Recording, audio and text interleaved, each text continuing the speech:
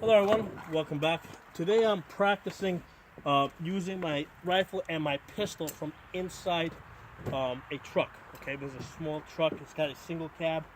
Um, Basically I have a window behind me over here, so I don't have too much room to maneuver. Now this is obviously a real shit hit the fan type of situation if I have an AR-15 in my truck, okay? So basically there's riots going on, the zombie apocalypse has started. There's bad stuff happening. I need to get, let's say, food for my kids, and I need to, have an AR-15, for my protection.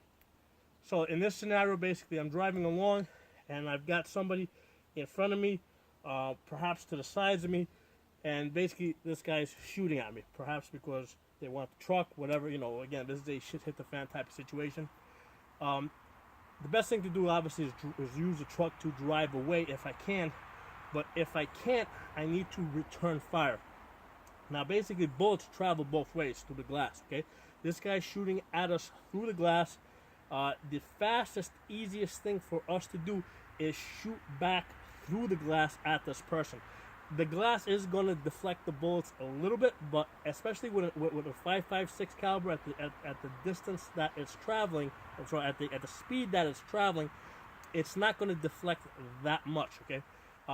So basically, the way we're going to use this rifle, also I should mention that because I know that I'm traveling in the car, what I did is I just took some rubber bands, simple rubber bands, and I basically secured the sling against the stock of the rifle so it doesn't snag on things. So that's a simple thing that you can do to keep the sling, because we want to keep the sling on the rifle in case we need to exit the rifle. We want to have the ability to use that sling. So back to what I was saying, there's a guy in front of us, he's shooting. Okay, I have this rifle on my left side because I drive a stick shift, so I don't want it on this side where I'm shifting gears. I have it on the left side. What I'm going to do is I'm going to grab the pistol grip, pull the rifle back over my shoulder, okay, and get the red dot on target, okay?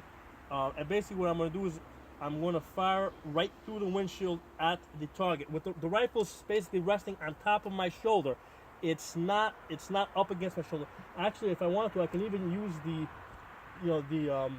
headrest over here to steady the rifle a little bit more if I needed to. Okay, so I could even use that as a brace. But basically, I could also just shoot the rifle off my shoulder if I needed to angle it down. Let's say the person started kneeling, I could angle it down. The AR-15 will shoot that way. Okay.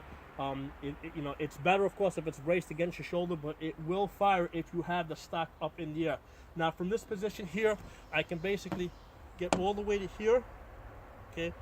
I can get all the way to the edge of this window and shoot backwards, all right?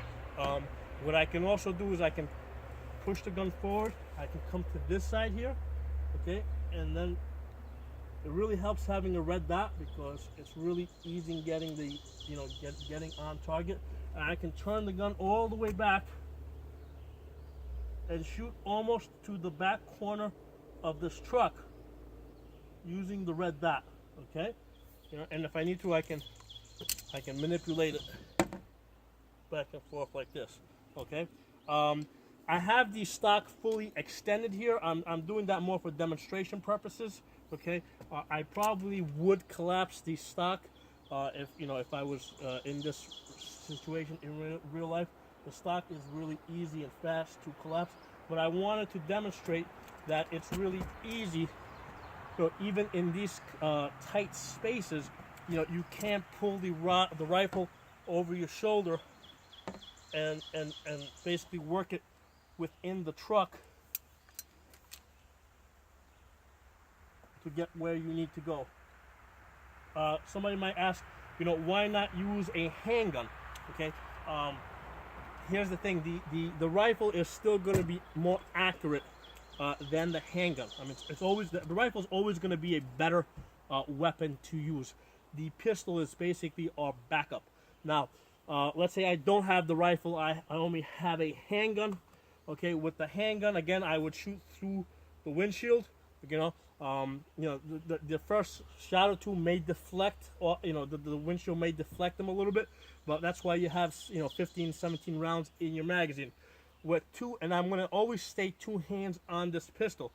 I can shoot all the way to the edge of this window over here, all right? And to go to the other side, what I'm doing is I'm going to switch hands, still two-handed, okay? And I can shoot all the way here, all the way to the back corner of this truck, the back right corner of the truck, okay? So I'm going to stay two-handed on this pistol, okay? And I'm not going to be, I'm not going to be shy about switching hands. I'm going to do whatever works, okay? And I'm very comfortable shooting left-handed because I've been practicing it, right? And that's one of the reasons why we need to practice shooting both right-handed and left-handed, right? So what we're going to do next is we're going to I'm going to set something up so I can actually practice these techniques, because I don't actually want to shoot through my windshield. So I'm going to simulate something similar.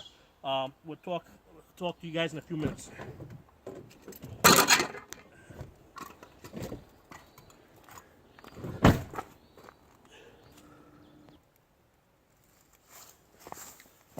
Okay, everyone, welcome back. Okay, this is a simulation of the situation we discussed a few minutes ago.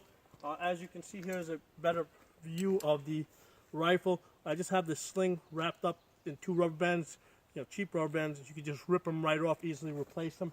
But this keeps the sling under control. I get into my truck. Okay, there's already a round in the chamber, and the gun is on safe. And basically, because I drive a stick shift, I'm driving with the rifle on my left over here.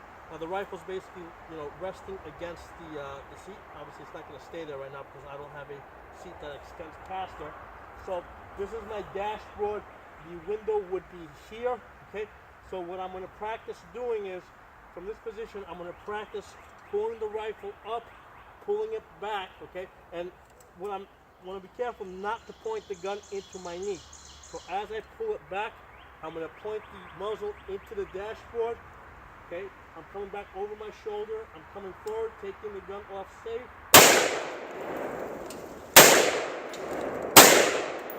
I can come to this direction. If it represents itself from that side, I can actually shoot all the way back to here. Okay? From there, I can basically go forward, come back over my shoulder, come back to this side, and I can shoot almost to the back corner. Truck. Put the gun back on safe, okay, and then from there I can assess what I need to do. Basically I can put the gun back in this position and drive away. What I'm going to do now is I'm going to practice the same thing with the handgun. So with the handgun, obviously shooting forward is easy because forward I can go almost the full extension. The trick becomes, since I'm right-handed, shooting to the left is also easy, all right? Just gotta practice being able to see your sights from this position. Now shooting to the right side, I'm gonna transition into my left hand, and then I can turn either to the side here, or I can turn all the way back, get my sights on target, and I can shoot to the back corner of that truck. Okay, I can reholster. All right. So there's a couple of things for you guys to try out and practice. Basically to do this, all you need is a garage where nobody can see you. Where you can put your car in and you can practice this. Obviously, if you have property like this, you can practice it on your property. But it's great if you're at a range where you can set up this type of a situation where you have a table and a chair, and you can practice pulling the rifle up from this tight position, over your shoulder, so that you can get to either side and simulate, moving the gun inside of tight spaces. Hope you guys like the video. Give it a thumbs up if you like it. Hit the subscribe button if you're not a member. I'll talk to you guys next time.